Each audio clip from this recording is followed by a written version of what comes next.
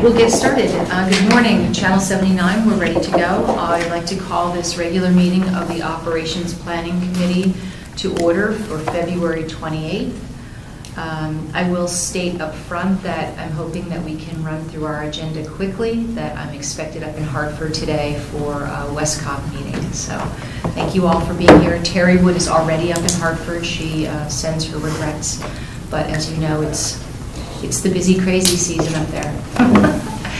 So why don't we start with Seth? Well, we had a great meeting on Monday night. We approved the town hall employees contract. That was a good thing.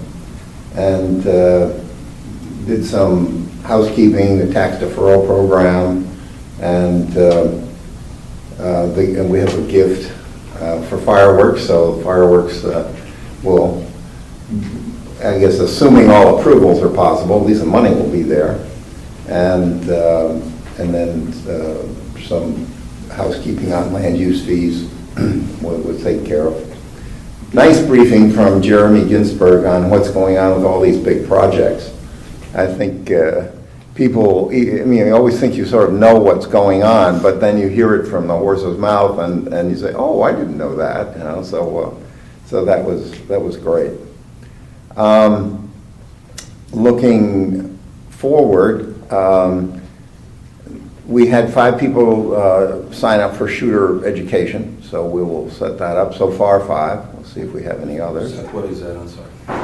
We had a request from some members of the RTM to see if there was some sort of an education program available to inform people about what do you do if somebody runs in a room and they've got a gun and they start shooting. So I talked to the police department, and they were very cooperative. Awesome. They also said, this is how you do this. Well, I'd like to have a meeting. They said, no, listen to me. You know, that we'll have small groups at the police station briefed. So, okay. So that's the way that's going to work. The bag ordinance continues to be worked on by a plethora of people. Pardon the onomatopoeia. Even the first selectman is actively involved out there. So Talking to local merchants. Talking to local merchants, they're going strong. It's not easy. It is complex. It looks easy, does hard. There are a lot of aspects to it that they're still trying to iron out. But I expect that we will have wording here sometime this month, and and we'll go from there. We'll come to the Rules Committee eventually, hopefully in pretty much final form. The Rules Committee will look at it. We may refer it back to Town Council for a final stamp, and then it would be ready to go to the RTM. So Seth, I sent an article to Monica this morning. There's a mirror article about the governor's proposal, which is different than the bill that's being negotiated by the Connecticut Food Association. That's sort of creating a stir up in Hartford, because the governor's proposal would impose a 10-cent tax on all plastic bags. That would be a revenue to the state instead of this, retailer fee. So they have some work to do to hash it out up there. Ever creative up there, Yeah. Hartford, yes. So that goes on. I was disappointed in the response we got from these 3 representatives to the first selectman's, invitation to come and be part of a discussion. There's 2 opportunities for me to bump into these folks. There's the Darien Men's Association is having a trip to Hartford, and we will meet all the representatives up there. I'm just looking, right? yes, tomorrow. So I will be on a bus to Hartford tomorrow morning early. To be up there. It's a great day to go. So. How many of you are going up? Oh, I don't, 30? Oh, wow. Okay. Oh, no, it's a. Coach bus and. Oh, yeah. Will you be there And- for the beginning of the 1 o'clock public hearing on the school regionalization bills? I don't know how that's. Okay. This is like a pre-planned, Yeah. pre-agenda Yeah. deal. So we're going as a group. The Chamber of Commerce of Stanford is hosting what they're calling a legislative breakfast. And since in District 3 I'm represented by one of these legislators, Mr. Blumenthal, I thought I would also take the opportunity to go there and listen to what's going on from his standpoint, because since that seems to be the way that we find out, you have to go to another meeting somewhere to encounter Mr. Blumenthal. He is having a meeting in town on Saturday. A coffee at the Sugar Bowl, Yeah. from what I hear. Oh, okay. Yeah. 9:30. Yeah. Should be interesting given the crowd already there, but. Right, I mean, it's just a few of your closest friends. As far as the next RTM meeting, I don't think we're going to have an RTM meeting in March. It just isn't anything for the agenda yet. That's my report. Great, thanks. Thank you, Seth. Frank, thank you for being here. Oh, thank you. So just a couple of things quickly. We recommended that the town hall contract, and I wanted to thank Kate. The memo I thought was especially good. That was Lori. That was Lori. Well, Lori wrote it. I provided numbers. okay, well, Lori did I will a pass really along nice your thanks job. to her. We approved a bond sale, which I guess is next week. Is that what it is, too? I'm not sure. I think the rating call is next week, so Okay. the bond The sale is sale- going to be soon after that. You might know. I think it's not till April. Yeah. They Actually. would have, yeah. Oh, okay. I don't get to go to those anymore, so Okay. they don't tell me when they are. Okay. Are we expected to have similar rating, or has anything changed on that front? Do you know? I cannot imagine our losing the rating unless we did some really stupid management things, like decimated our pension, or if the 3 country clubs closed up shop. We are so Okay. strong. Okay, so the state stuff doesn't start to filter down and by the ratings agencies? We had that opined upon a number of years back. That was the federal rating. Yeah, when the state was being downgraded, it was determined that our financials are strong enough to stand on their own to support a triple. Yeah, they've taken that position consistently. The more the state kind of pushes stuff down, obviously, Yeah. that could eventually affect. Yeah, the only time they looked at, they put every AAA, like in Fairfield County, on a watch list Negative watch, yeah. when they were downgrading the federal government. Got it, okay. And it was really based on the assumption that you might have employees losing jobs and losing grant money and stuff, and it was a foolhardy move on their part. Got it, okay. Right, this past year, the debt actually has come down, even with this bond sale. It's a net decrease in the debt. And that picks up, like, the cafeteria, some sewer projects, the Henley skylight. And then just we've started the budget process. One of the things we're focusing on is what to bond this year. Yes. We have a list for you, a suggested list. Okay. I've kind of figured you might. And you just approved that? Yes. We have a short list. My guess is James' list is even longer than ours. Yeah, at this point. It's actually not that long. Okay. And that's really it from my perspective. I attended that breakfast, thank you, with you and Terry on Saturday, and I consider myself somewhat informed in this town. And one of the things that popped out at me was the 4 handle on the budget increase. And I was wondering, as you go through this process, I realize that's not a hard number either, given that there's assessment appeals going on, Yep. and there's going to be adjustments all the way through, but if you can kind of bookend the discussion. What's the worst case scenario? What's the best case scenario? And I think that's one of the questions or some of the discussion that came up. And then the other thought that I had, which was interesting, is you had mentioned a lot of the town budget increase is associated with your decision to go forward with 3 Dispatchers. Dispatchers, yeah, thank you. And that's tied to the creation of an officer at Middlesex.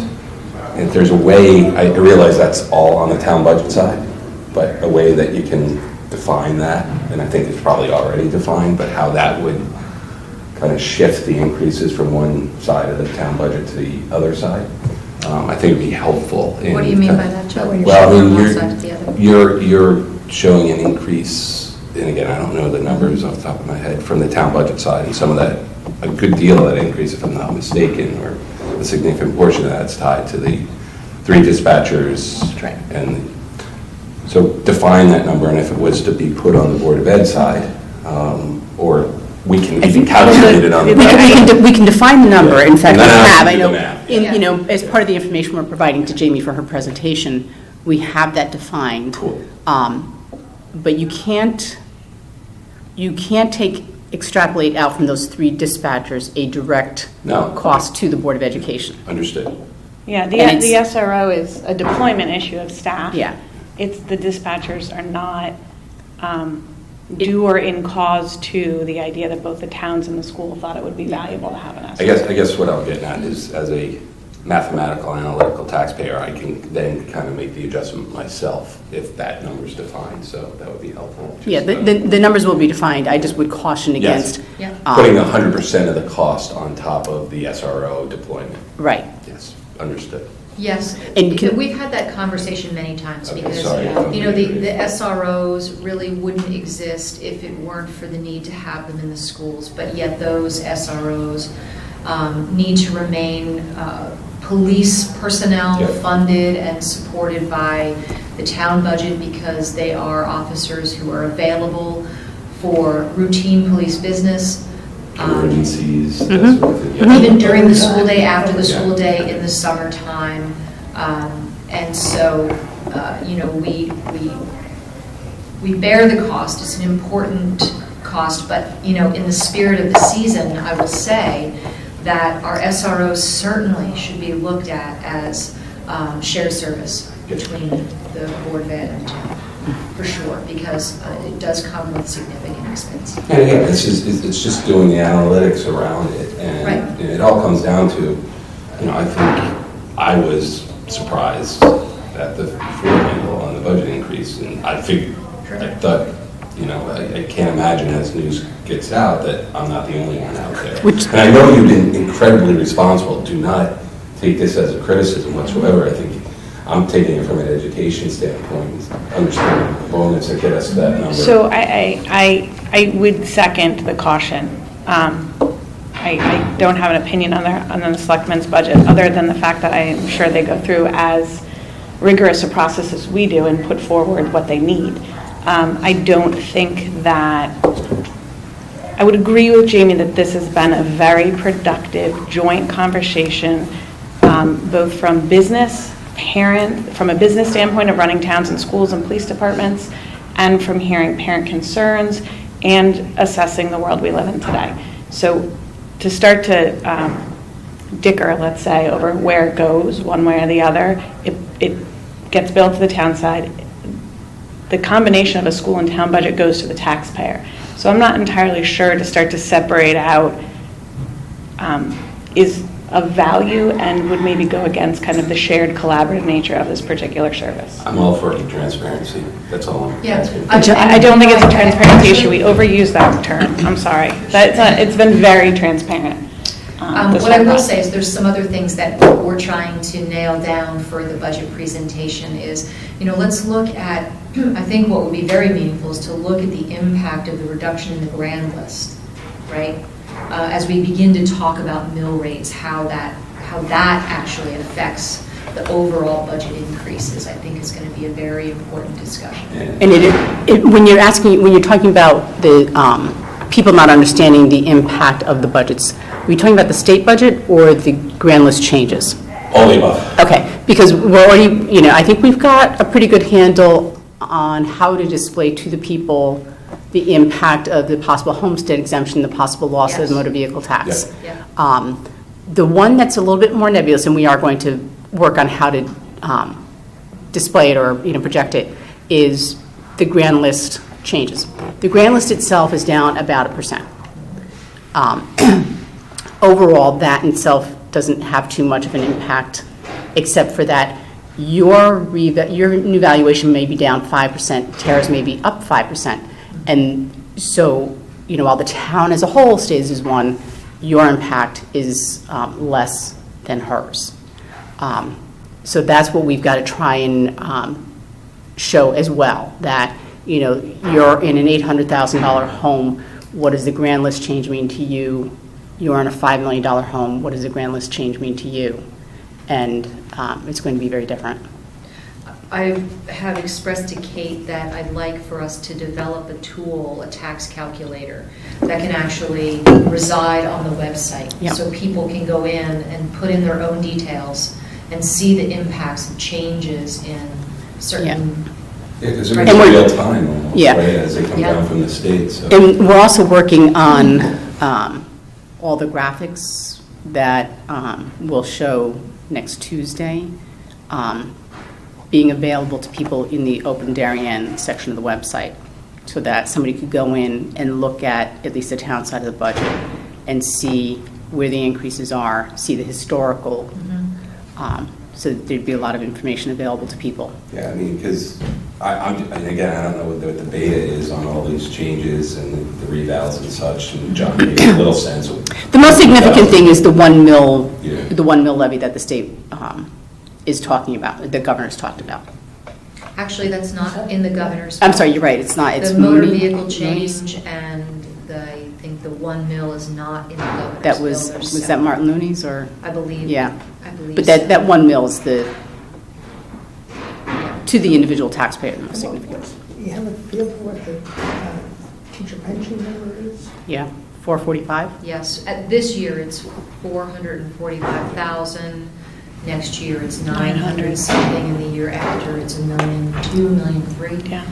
Yeah. And that is a 3-year ramp up to the town of Darien taking on 25% of the normal cost of the teacher pensions, plus the addition for what I believe to be, the state calculates that we pay our teachers 15% more than the state average. Oh, Well, in it Frank- calculates we're- what the DIRG does, Yeah. right, not Okay, we. I had my own But- guess. It wasn't that Yeah, high. because But people- we're not that high in the DIRG, we're Okay. not close to that. In Right, fact, but sometimes the it's state an doesn't look, attraction issue. as I said Yes. before, the state doesn't look at the DIRG, they just look at, they've picked this number, the statewide average, it's not adjusted for regional cost of living. That's been a message that we've been trying to drive home as CEOs with the governor. There are very good reasons why we have to pay our teachers more money.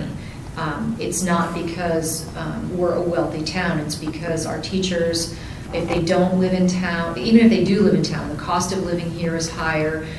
They have to commute from long distances.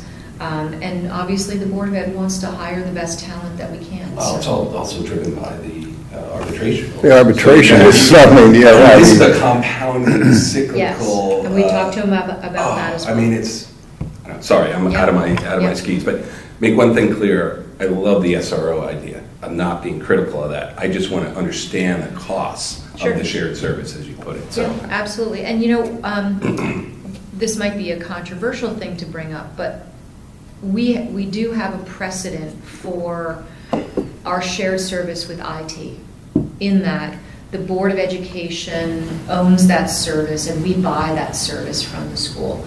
Perhaps we should have a conversation going forward in future years that maybe that's a similar way. Maybe the school buys that service from the Darien Police Department. Yeah, it's all accounting, but it's helpful. It is accounting, Yeah. yes. So, I mean, we can definitely have that conversation. But the Board of Selectmen was very, very supportive of,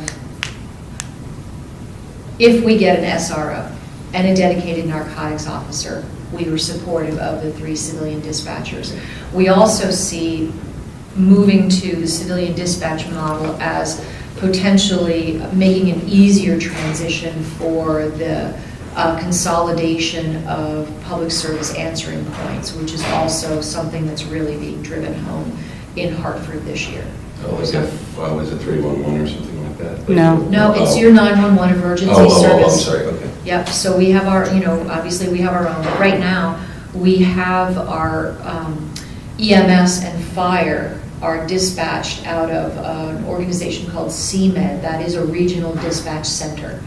It's our police right now that we have our own dispatch center, and we're hiring civilians to, improve the service delivery of dispatch here in town, but that model may change, and so I think it would be easier to regionalize dispatch if there aren't as many sworn officers in those roles, I would believe.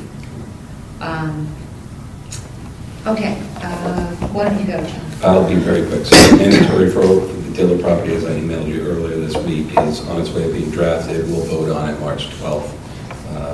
Commission wanted a positive vote drafted in terms of it being consistent with the town plan and those improvements for that specific property. I think we're, EPC sees the application for the running path in sometime in March, and then we'll see it in early April.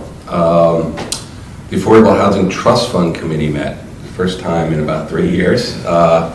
The original resolution expired, and basically we just extended the deadline to provide the trust fund monies to Old Town Hall homes once construction commences. Is that the right way to put it? The financing has to close and the construction has to commence. So they've started demo, but they haven't started construction. So we gave the date now was extended to January 1st, 2020, and it should be well on its way getting the financing. So that was $362,000, is that? So about right, yeah. Something that's going to go to the project. So we'll clean out that fund. No, actually, the amount leaves like a couple $1,000s in it. Oh, because of interest. That's to that end. Here we go. With your No, we will leave that fund. I'm calling Jeff Davis immediately. I'm going to slap your hand.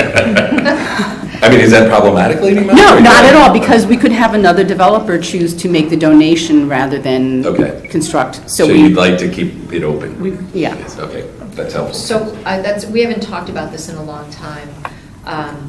My sense is that the Planning and Zoning Commission was unlikely to support a contribution to the Affordable Housing Trust Fund in lieu of building affordable units. Is that accurate? I would say pretty accurate. I would say we had the bias to, the inclusionary zoning regs are written that the Planning and Zoning Commission has the choice to direct the applicant to provide on-site housing, off-site housing, and or fee in lieu of. Correct. This stems back to, I believe it's 745 Post Road, the Mead House, developed by Mr. Genovese. Yes, it does. Several years ago. And I forgot, it was in lieu of, I forgot the number of units, but it was a very small number. In more recent inclusionary zones applications, and remember, I believe if a development has more than something like 3 or 4 units, the multifamily, was it 5? Thank you. And I think it was 1 unit at 745. Thank you. It was before my time. Yeah. So 5 units, then the developer must create an inclusionary zoning unit for affordable housing, which meets the 80% state median income. So I've been on the commission for 5.5 years almost since I've joined. Between Kensett, the 3 major developments, Mrs. Glassmeyer's, Noble Hill, active senior housing, we've, as a commission, chosen to either do on-site or off-site affordable units. It's my view that I'd rather have the unit in hand than have the money sit for years and then at some point perhaps be controversial. This wasn't controversial whatsoever. It was great. It worked out perfectly. Now, I know some in town would like to see all affordable units on-site versus off-site.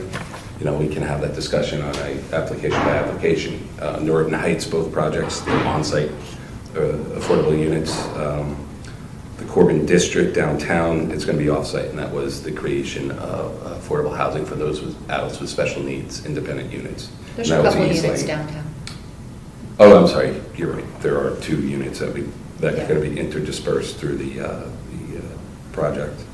How do you handle, the math never works out clean when you calculate the 12%. So how do you handle the portion of a unit? So either the developer will round up out of the goodness of their heart, Yeah. or we will calculate the value of a unit, and then they would have to put a So that's another reason to Deposit, keep yeah. the fund Yeah. open, because you could have those pieces. You could have a fraction of a unit. So anyway, good to see Old Town Homes get started. One of, I call it the 4 major projects in town. And Mr. Warren gave an update to the Affordable Housing Trust Fund Committee, which it was Sam Fuller, John Zagrodzky, and myself. And then lastly, the commission, and I mentioned this a couple times, we're going to go through some rezoning and map amendments, I believe at our March 12th meeting. These are minor tweaks to the zoning map to match zones with property lines. We're reaching out to every property owner, and I'm going to have Jeremy put those properties online. It's more of a administrative function of just getting consistency of the zoning map along property lines. However, if a property owner does not like our decision to kind of rezone their property, we're encouraging them to reach out. We had one already, and it's perfectly fine if they want to push back. We'll listen to the property owner unless there's a significant reason not to listen to them. So that's going to occur, and I've said it a couple other times, but the municipal zone implementation of a number of town-owned properties, we're in the process of notifying the surrounding neighbors of that. I think the most significant property that's going to be most applicable is going to be Oxford School. That will give the town a little more flexibility as they look to redevelop that school. And if the zone is implemented there, we would not likely run into the issue that we did at the high school with some surrounding neighbors. Do you know when that process will? We have to notice it to all the neighbors. I believe we're shooting for the end of April. And so it's going to be a separate public hearing to this small rezoning administrative meeting on March 12th. But we'll also get that up on the website as well. But And as it's publicized, will people understand the rezoning is in particular applicable to the Oxford School? Oh, yeah. Because I mean, neighbors have a chance to. every neighbor around these properties, and that's part of the reason it's taking a while. I mean, I think there's like at least a couple hundred letters going out. So think of it as any other site plan public hearing. Each and every property is going to have a distinct group of neighbors that are emailed within, I believe it's within 100 feet or something on the property, whatever the state statute says. So it will be registered now, all that stuff, and we'll also list the properties on the website to help with the transparency. Just to mention, this is not the first implementation. I believe the library and the police station were the first implementations, and it was drafted around those developments by Mr. Hill. I think you also did it for Old Town Hall. Yes, I'm and sorry. 701 Post Road, right? That's the yes, Darien station. yes. Thank you for reminding me. Yep. So yes, we did implement it more recently, Yeah. actually. Please, if it's possible, to please keep the building committee apprised of that. We do have a member of the building committee, Michael Alfieri, who's a neighbor, who can be instrumental in helping to make sure that the neighbors are well A neighbor of that particular property. Yes, Right, okay. yes. I mean, the parks will not be municipal zoned, and we made the decision not to put Highland Farm under that Okay. either. So it's mainly schools and this building, DPW garage, think of So- all municipal and school properties. So why did you choose to exclude parks, and why did you choose to specifically exclude Highland Farms? Because it's not a park. Correct. Given the deed restriction on Highland Farm, it was my recommendation we just let it lie for now. Okay. That it can always be changed in the future. Okay. Treat it almost as if we were a park. The park is because we don't foresee significant development on Right. those Yep. properties. And whatever development that is within those properties probably won't need the the municipal use zone criteria, if Got you it. will. So Most of it's as of right for a park? I thought the use of the park is, but if you build a structure on it, then you have to adhere to the zoning regs within the district, which most of them sit within a residential zone. Got it. So you'd have to, I don't want to get into the weeds, but I think you have to get it, like Pear Tree Point, you'd have to adhere to the regs Sure, of course. Being necessarily controversial, right, to put the parks in the. Yeah, there's no need from a zoning perspective, you know. I just wanted to understand. Yeah, Highland Farm is kind of a quasi, and one of the questions we're looking into is actually this property, because I have not gotten a firm answer whether or not this is parkland, the whole property is parkland, or if it's dedicated parkland, I mean, by definition, or if it's just town-owned property. Right. So I think they're looking into that. Yeah, that has been a question, because I know it came up when they were doing the park master plan, whether the front fields are park or if they're just part of the town hall I property. believe Houlihan Field is dedicated parkland. Yeah, I don't know. Or administered, so anyway, that's one thing that they're looking into. But when we rezone these properties, even the small zoning map changes, they have to have a survey, and so it's quite official. We're not just doing this on a whim. I think, to your point, the Oxford Building Committee is very aware, because Jeremy wrote a memo about the zoning process. Yeah, that was great. And, I'm trying to talk about the municipal zone, just so they start to get educated and don't start down the road of assuming that it's residential zone needing a special permit is going to be it might be, if adopted, municipal use zone with the special permit. Okay. So. Tara? Okay. I'll pick up just where John left. We're thankful to the building committee and how they've hit for Oxbridge and how they've hit the ground running. They've been meeting, they're on it, wherever we can be helpful, they've asked questions. So we are thankful that they have geared up as quickly as they have. Kip Coons and Duke Deneen are doing a great job over there, and everyone who signed up, that's a big job. So from a Board of Ed standpoint, we appreciate their dedication from the get-go. We will deliver our budget to the Board of to the Board of Finance next week, along with the Board of Selectmen. We feel we're proud of it. We do feel that it's been a very transparent process. We've had lots of parents and lots of community members engaged. We've been impressed by the RTM presence at our meetings, because I just think it helps the educational process all along the way. So thank you. They're involved. To those assigned committees. Thank you for their attendance. For anyone who wants to get involved now, the budget in its entirety is up online with 3 years of past information to help them kind of track where money has been spent, where money has been budgeted. So I would certainly encourage anyone who's watching or anyone here, if they have questions, to reach out, to go online, watch meetings. But we're more than happy to answer questions on the budget. So the public comment now goes to Board of Finance, is that The public comment at this point will be once we need to deliver. At this point, it would still come to the Board of Ed. We deliver next Tuesday. And then the following Tuesday, there's public comment. Public comment. We can't change our budget, so comments are best directed to the Because you've board. approved it, We have approved it. You just haven't delivered it. We have yet to deliver it. We have been busier at a state level than we typically are, given the number of bills out there that involve education.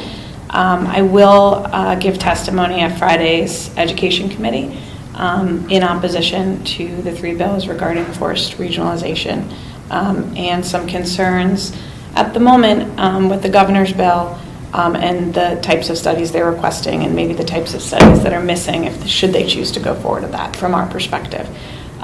So we will be next to you on the highway in a car. Some of us will be up there. And we will watch this with interest, certainly. Thanks for being out in front on this, too. Thanks. I know you guys have been busy with budget, but you were on top of it almost day one. It has been unanimous across the board, which is really nice, and all of our discussions have kind of put kids in education first, and I think that's why it's a real credit to our board and to all the members that they are all in agreement on this, or in their concerns regarding some of the unanswered questions on this. So we will continue to put kids first. We look forward to engaging a little bit more down the road with you guys. I imagine it'll be an interesting season. But I think we've certainly done a good due diligence on this budget and really feel pretty strongly about what's in it. So we look forward to those conversations. I really can be short and sweet today. Great, thank you. Would you mind updating us on the superintendent search, please? I can. Can I add one thing, because you mentioned Yeah. shared services? The Shared Services Committee, and I think Frank, Seth, maybe Susan Marks, and Michael Harmon were part of it. I came in at the very end. I think we've looked at things, and if we need to reconstitute that in an effort to look at shared services again, we can. I think oftentimes we found sometimes the idea of shared services is great, and then when you look at the economics of it, there can be things to hash out, but it's always worth revisiting if there's value to doing it. Well, I think we're going to be demanded to do that, and I think we're going to have to actually put some actual analysis, which is something that I've always called for, show a business plan that actually evidences savings, whether it's within the town or among towns, before you make decisions and look at all of the intended and unintended consequences. So it seems like the governor's bill requires us to undertake that analysis. Yeah, it does look like there's incentive language in there to have done it. I think we have done some of this work. I think sometimes, like I said, the economics don't play out as one might expect them to. And if they do play out, that's something for us to talk about. IT is one where it has played out, and yet there have also been struggles because of it. And so if we need to make decisions, maybe it's best that we get ahead of it rather than being mandated to do it. To the superintendent search. The job posting closes at the end of this week. The search committee will meet, I believe we meet Tuesday. Tuesday might be a busy day. I'd have to double check in the calendar to turn that around, and we will begin a full interview process at that point. I have been told, well, we don't view resumes at this point because that's what the search firm kind of collects and presents to us as a group, that we have a plethora of applications, and so that makes me feel, it's always nice. It's always nice to have choice, and I think Darien should have choice. We have a really, really strong, robust system, and I think we've got some really great people at the helm, and so I think they'll be bolstered to know that we've got a lot to go through. So that's kind of where we are. The spring will be incredibly busy for the board, especially on this issue. Has anybody posed the question to the Board of Ed at this time that one of the components of some of these school regionalism bills is to share superintendents? And we're in the middle of a search. Has anyone asked that question about whether you guys are having that conversation? So I'm not I've posed the asking. question, and I have posed the question to all our representatives. And in one of my emails to Senator Looney, I also posed the question that sometimes these conversations create uncertainty, and it can, if you're looking at a job application, sometimes you want to know what your company or your system is doing. I've had different answers. Different bills purport to apply to Darien or not purport to Darien, and sometimes that's the answer. I also have questioned that a savings, superintendents make a range within the state, but you're talking about a couple $100,000 at most, and if that's the savings we're looking for, I think we're looking for bigger impacts across the state. What I have been told back, so what I can report back, because I have posed the question, is that, let me put it this way, I have not heard back an answer on the question from Senator Looney. Senator Duff has told me he does not believe his bill would apply to Darien, nor would he ever go above the threshold of 2,000 students. And so for him, he has said that is a hard stop. I have posed back to him that at times that can concern people because all bills go through edits in different iterations. And so we would be concerned about mandates that are based on any number because numbers can change. Can you provide the response to Duff, by Mr. Duff to? I did in a board meeting. I think wrote he has a more detailed response Yes. to CDSP. He wrote, I think this week he wrote that, and then I just saw a response to some other boards of ed hammering down on that 2,000 number. At the time, we didn't get that response, but I did have that conversation with him. So I'm happy to share whatever I have from any of the senators. I'm just interested because there's a lot of, I went to one of the town hall hearings, and so well, I'm not going to address Senator Looney's bill, I'm just going to talk to my bill. But it says nothing about whether or not he would support Senator Looney's bill. So it sounds like you might have an incremental answer, the way you just posed it, that, oh, I would not support anything over 2,000. I have not yet seen that publicly. So I that think would he be- just posted, and I can forward, because Yeah, that'd be I awesome. read Terry's statement that she gave right away at our meeting. I read Senator Duff's. I just received Senator Looney's, so I haven't had a chance. But I'm happy to provide all of That'd be that. awesome. And then I did just see this morning an answer from Senator Duff to another district, because the Durg A districts have all been speaking. And he said, thank you for your email. My bill 475, this was to New Canaan, does not impact New Canaan in any way, shape, or form. It is designed for school districts with fewer than 2,000 students. Wilton has over 4,000. As I've said publicly, I have no intention, nor will I support raising that number. 50% of our school districts have fewer than 2,000 students, which I am focused on this issue. I believe that size and smaller, some as low as 100, cost too much and don't bring the desired result in. It's his statement, so Yeah. I am reiterating it. Yeah, I no, haven't had a chance to digest it. It Understood. came through as I pulled in today. My concern, regardless of number, to be clear, and when I say my, I really am saying the Board of Ed's concern, is that what are the effects to the delivery of services to students? And there can be maybe administrative savings, and you can talk about, well, I mean, district savings, not school consolidations. But the answer is, what do even those district shared services or consolidations do to students? And until you know that, I think that's part of the cost analysis. There's a dollar cost analysis, and then there's a delivery of service cost analysis. And they're both important because you are affecting education. There might be cases where it's worthwhile, just like we might engage on that and find areas where it's worthwhile.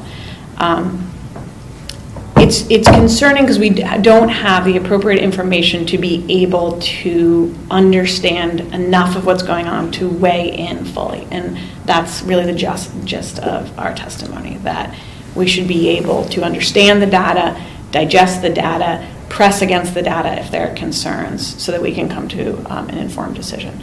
And until then, you know, there's going to be reticence because at the end of the day, it's kids that we're educating. So Yeah. it's been interesting. Yeah. It's hard to understand exactly how this works when they're trying to do this from top down. As we found out with the bag ordinance, every town is different. None of these ordinances read the same for very real reasons, because each town is different, it runs differently. And so trying to impose some solution from, rather than perhaps some principles that then give the towns freedom to use and develop on their own, to me, is a mistake. Because if they're just trying to mandate something, I can see easily where it would have very negative impacts on delivery. Money, that's one thing, but on delivery and quality of education, that's quite something different, so. Well, so part of our concern would be the outreach to boards of education, who are the ones who actually see the direct effects on a local level. You know, state statute can be blunt, much like policy, it can be blunt force. And so we're looking for a little more engagement before decisions are made, engagement and information. And until we have that, it's very hard to support these bills, and we can't. So we've been upfront about it. Yep. I would say. You were ahead of a lot of other So districts, so we. again, I commend you. But it's most of the feedback we have gotten, you know, and really bipartisan, is that there's concern there's just not enough information. And so I think we feel really strong going forward, hearing from as many constituents as we have from all different viewpoints, that they need more before they can really consider this. So that's kind of where we are. Thank you.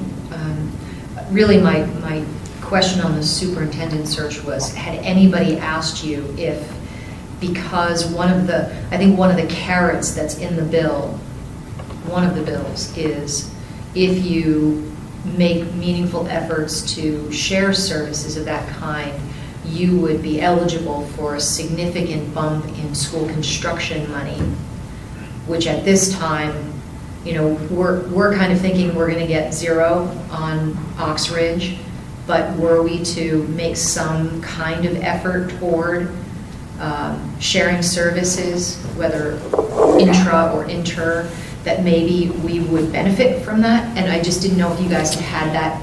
Yeah, there kind of is. discussion. I don't know if it's tied direct. My read is it is not tied directly to superintendents, but it certainly could be applied to superintendents. I did see in the governor's press conference after he met with you that he looked to take out the word redistrict from that bill. Thank goodness, everybody Yes. was a little bit alarmed by that. And so that was wise. You know, I would hold up Fitch.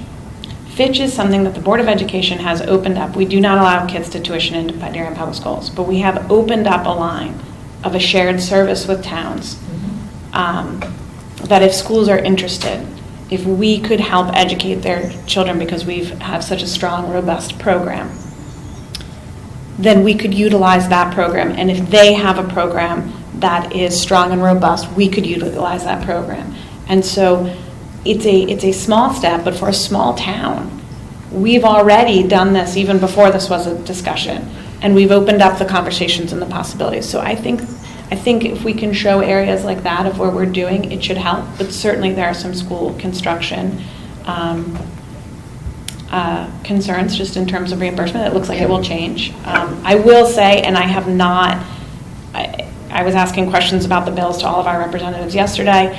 I don't have a lot of information on it, but I think I copied you, Jamie, on the email where Senator Duff said he would try and be helpful where he could in the process leading up to the Department of Administration on school construction. So we would be wise, I think, to accept help where we could. Mm-hmm. And if it's of benefit to Oxridge, I emailed both Kip and Duke and said I'd be happy to get the information, then hand that over to the building committee, because that would be theirs to run up the flagpole. I completely agree with you that the legislators in Hartford should pause and do a study on existing shared services, because there are many examples. You know, I don't think that the governor was aware necessarily that we participate in the CROG purchasing cooperative, for example. So, and all of the things like you said, Fitch. You know, I think it can be said that there's probably some politics behind who introduced what bills with what size schools in them, right? You know, we can't be ignorant, and I'm not saying that, I'm just generally unaware of the fact that, you know, Senator Duff, who introduced a bill that would affect districts with less than 2,000 students, doesn't impact his area of representation. So, but the governor articulated that he too wants to see those kinds of consolidations within small districts. So what I'm going to be advocating for in my written testimony will be that we strongly encourage the legislature to remove all barriers to voluntary consolidation. Many schools have already done it. You know, as you know, the state already has regional school districts. There are some challenges with the administration of those school districts, from what I understand. Yes. And one of the proposals is for those regional school districts, they might actually form their own board of finance, which is another interesting kind of consequence of that. I saw that. Yeah. So I think, and I'm not representing, I didn't introduce any of these bills. Yeah. I'm just happy to repeat what I have heard from senators. Senator Duff feels that he has studies that show 2000s is hard stop. Again, when we can review those studies, we'll be able to better digest what that number means. Yeah. So again, the board is non-supportive of these bills at this time, and so in order to understand it, we just need some information. Yeah, and I just want to share, because this meeting is on TV, I want to share some of my thoughts with the public too. We have an award-winning school in the town of Darien, Middlesex Middle School, And one of the reasons why, in my We have a opinion- couple. Middlesex is doing great, but we have a couple. But only one that employs the team concept, like Middlesex Middle School. And that was really in an effort to make a bigger school smaller so that students can be better served. And these proposals actually run very counter to what we all know as the actual evidence of how children are typically better served. There is a tipping point, of course, and I think the Hartford Foundation study talks about the tipping point. Districts can be too small, and then there isn't enough sort of social and intellectual engagement. But as schools get bigger, kids lose their opportunity to participate in after-school activities, parents become less engaged, so there's a balance, and that's probably what Senator Duff is referring to. Maybe he's even referring to that Hartford study, Hartford Foundation study, but even in that study, there's no recognition that there's meaningful savings. And one of the concerns I brought up to the governor this week is that really these efforts are nibbling around the edges of the fiscal problem in Hartford. We got to address the pensions. We have to address the health care challenges. And nowhere do these bills talk about the accountability for the public money that's sent to the urban centers, and yet still their public school districts are failing. So it seems to be a bit of a distraction from the real issues at hand. And I'll certainly bring that up in my testimony. I mean, an important fact, and I won't keep this because I know it's an issue, but Middlesex is actually, by important metrics, the largest middle school in the state. And we have done, and there are districts who have more, but they have more children in middle school, but they have more schools. And so the board has looked at a variety of things. We've heard the idea of this house concept, our teams. We have done everything because we have seen what happens to the delivery of educational services when things get too big. Yeah. And so that is really the best example of one of our concerns, that we live it, we breathe it, we grapple with that, and making sure teachers and students have connections, because that's where learning happens best. And in Darien, you wouldn't think you'd have a metric like the largest middle school in the state. So it is the largest single middle school in the state, I should say. So it is something we live with every day. So that's really why we're imploring people to reach out and talk to us about what we see. And so to that end, if anybody's interested in commenting in about this, your testimony has to be sent to the Education Committee by 3:30 today, in anticipation of a public hearing that will happen tomorrow at the state capitol beginning at 1 p.m. And you have to sign in by 10. You have to sign in by 10. And I will starting tell at you, 10. with important pieces of legislation like this, that the Capitol will just be overrun by people. The hearing will likely run into the wee hours of the morning. They reserve the first bit of time for commissioners and legislators and subject matter experts, elected officials, and then they will take the general public. So, and I think Terry had ceded her time to another group, but we've heard that there's some representatives that might be willing to cede our time to us, so we're not there at the week, so that the Board of Education can testify earlier than midnight. You're not You're gonna open elected bid. official up there? I believe I actually am a state agent, but there is, as a state agent I am, it depends on what the issue is. We get reminded from time to time. Yes. So I feel like this I won't roll down that highway. well, I can Plus, tell. my husband had surgery yesterday. He's like, "You're leaving me?" I'm like, "It's more important. You'll be fine." I can just be forewarned, as an elected official, I have on several occasions gone up with the intent to testify and never had the opportunity. So it just depends on What who's the running the chair wants to meeting. do. Yeah. If someone orders some really Could I good pizza. revisit your nibbling around the edges Yes. question just briefly? What concerns me is we see a lot of talk about revenue raising for the state. Yes. We're going to bring in a lot of cash to Hartford. Yep. The key thing then becomes, how is it allocated? Because once the money gets there, how do you be sure that it actually gets to dealing with the pension? It makes me nervous, because I remember, a few years back, a Lowell Weicker had found the solution to the state's problems by implementing an income tax. And there was a pile of money that's gone to Hartford, and where is it now? And how's it being managed? That, to me, is the critical issue. John made that point on Saturday. I mean, as a town, we're more than willing to, pay our fair share, whatever that number is, which I think we have already. But to his point, Many times over.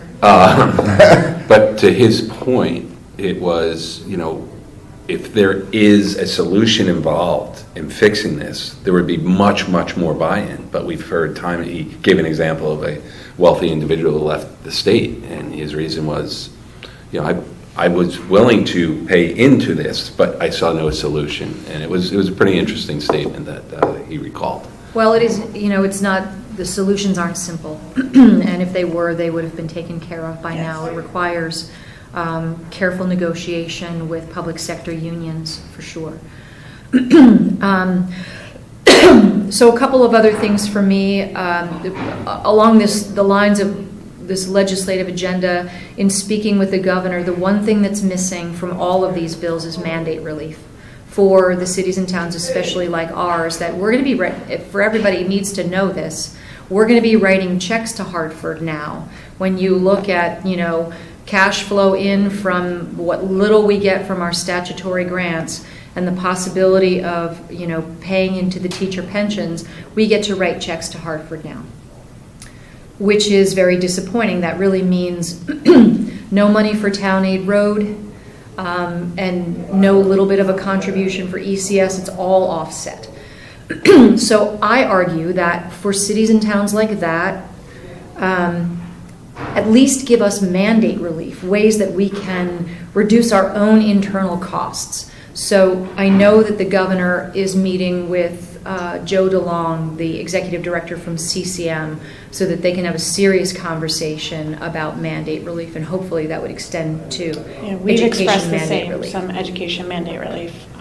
If this is, if even pieces of this come, that we would look to discuss mandate relief. Absolutely. Okay, so Old Town Hall homes, you touched on that, John. The piece that we have to still work on is the potential temporary relocation of our in-town paramedics.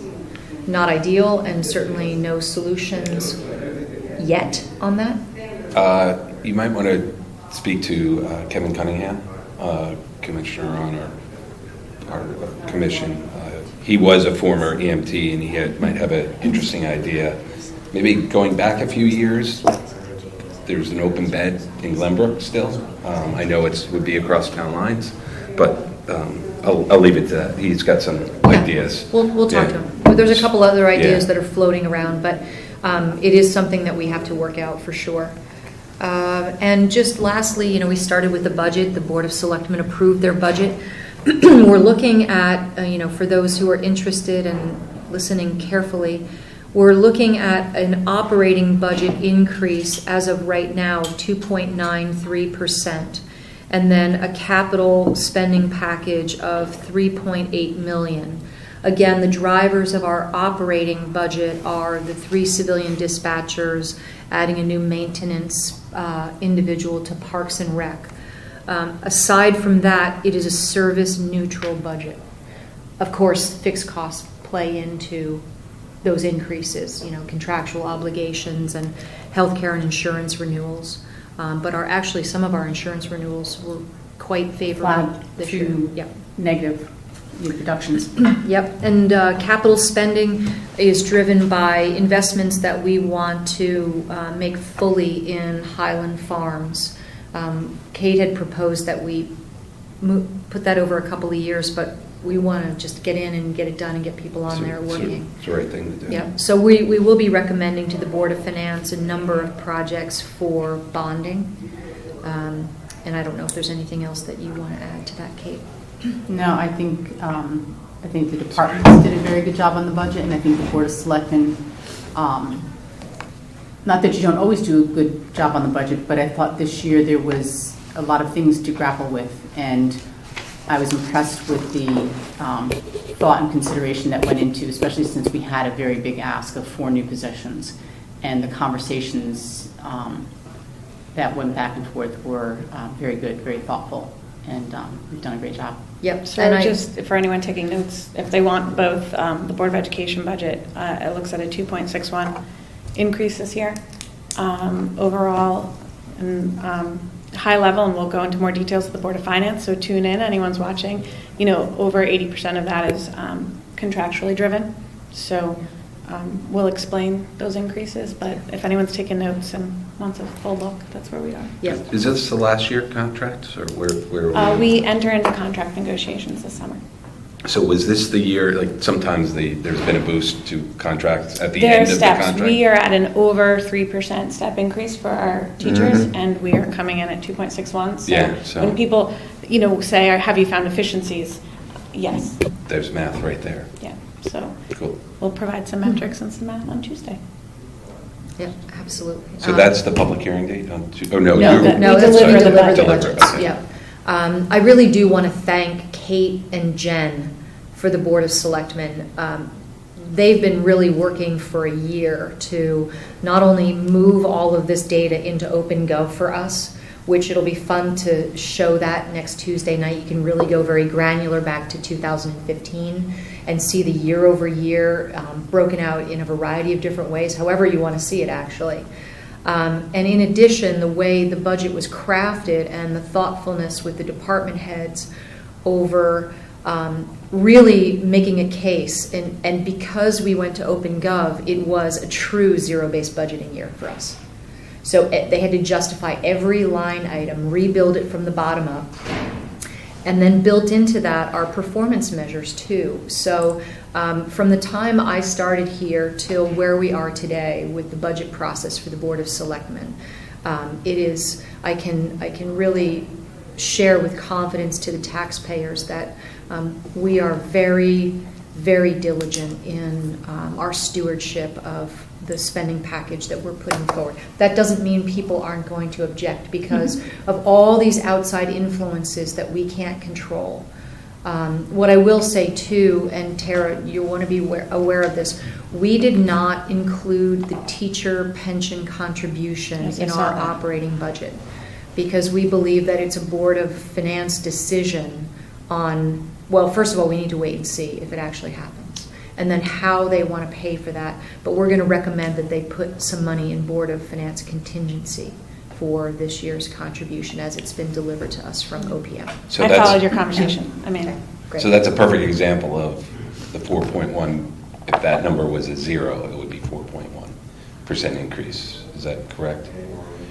You said the It's contingent, not if in it's addition. not in, there, oh, it's not in addition. I'm no, sorry. it is an addition Yes. to the budget, which we're Yeah. not Exactly. budgeting for because we Yeah. don't know what.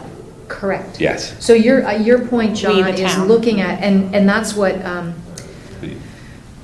wonder if we can add into the calculations that we're working on, Kate, that the teacher pension contribution.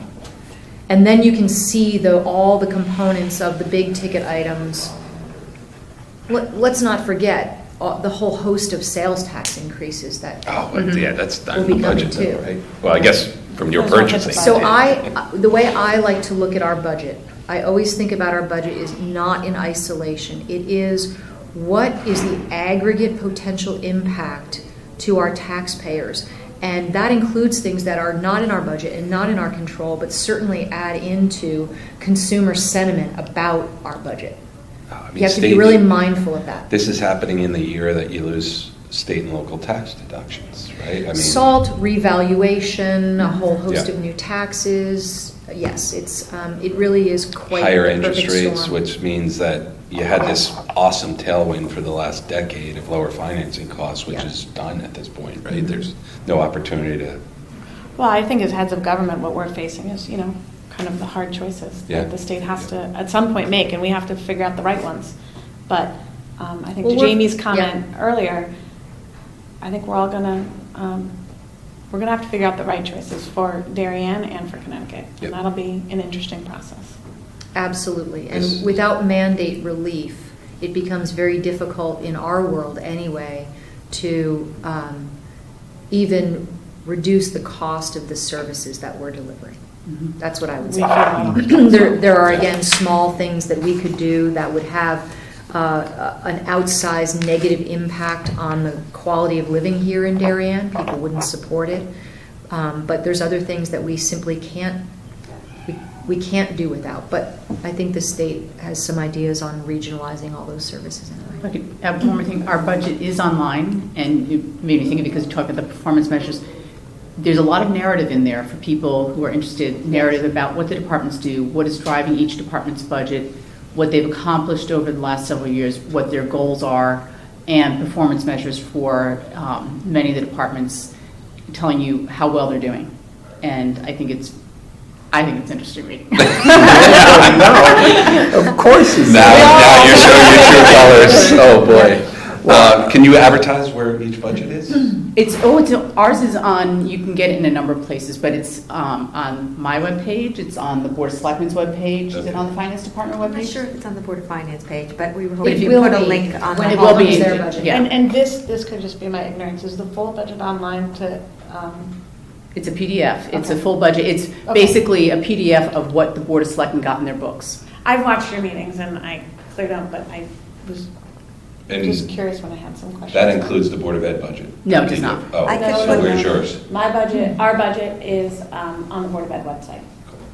But we should link that. We should link to. Jamie, do you want me to put it on the homepage? I could put a tab for budget under news and put the Board of Finance budget, the Board of Yeah. Selectmen budget, and the Board of Ed budget. So it'll be 3 links Perfect. right there. Thank you. Okay. Linda saw. Yeah. So, Sorry, I was hunting. given the tremendous success that you've had with this open government, is it called, software? So good. Well, we Yeah. call it Open Darien, but it's OpenGov, yeah. OpenGov, my guess would be then that the Board of Education must be just chomping at the bit to right pick this, I'm sorry. So there's been a lot of, I thought that you just be, I'm happy to answer because OpenGov is.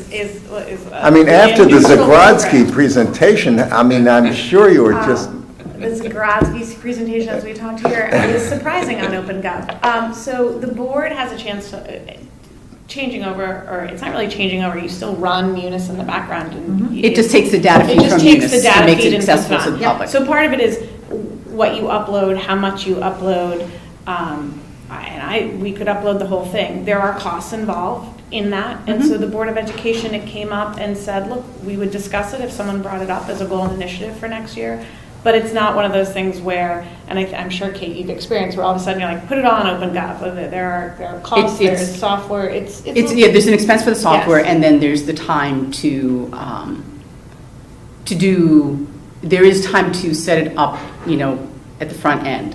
But once you get it set up, it pretty much does run, and it feeds automatically. So I on a don't know that regular the board basis. objects to it in any sense. I don't think the board has it as a goal and initiative for this school year. I know they don't, because we didn't set it as one. nor And- last year, I guess. Maybe take a look either. at the end of the year if you have funds to return. No, but so what we talked about, and we talked Board of about it at Finance said they this would support table, it. was that what you're not talking about is transparency, which is where you see my reaction to it. What you're talking about is user-friendliness. Mhm. And that's a fine conversation to have, and the board can have it, and if they choose to go with OpenGov, there's no friction against OpenGov as much as I'd say it hasn't been an initiative we've explored. Certainly, Mr. Zagrodsky let his feelings on it be known, and I would expect it during our goals and initiatives discussion to When be is part that? of the conversation Yeah. over the summer. Okay, perfect. Yeah. Yeah, Sounds like a great opportunity to raise it. Yeah. just extraordinary, and so it's. But I would caution, and it's nothing against Darien, but in areas like Ohio where OpenGov has been fantastic, there are other areas where, OpenGov has more or less information to decide what gets up there. I think the town has put their budget up there. If the board decides to go and invest in OpenGov and do it, we'll put everything up there just like we put everything up now. And then people can enjoy it. It was Much just like Kate, I it was just a complained about- casual inquiry. Yeah. I hear it every month. I hear this casual inquiry, but I'm happy. But goals and initiatives would be the appropriate time for the board to consider it, rather Is than that, midstream. is it really a policy goal and initiative, or It's is it not an a policy. administrative? So goals and initiatives are not policies. Goals and initiatives are our work plan for the administration for the year. Okay. So if we were to take the business office off of their work plan now and say, we'd like you to focus on this initiative, that would be a switch. And given that, I think the whole board feels very strongly that our budget is transparent. All the information, including our quarterly budget transfers, are held in meeting, are online, are taped. It hasn't been enough of a need to divert the business office, which is, Mike and his assistant, from all the other important work they do. 4,700 students, different educational programs, 100 different employees.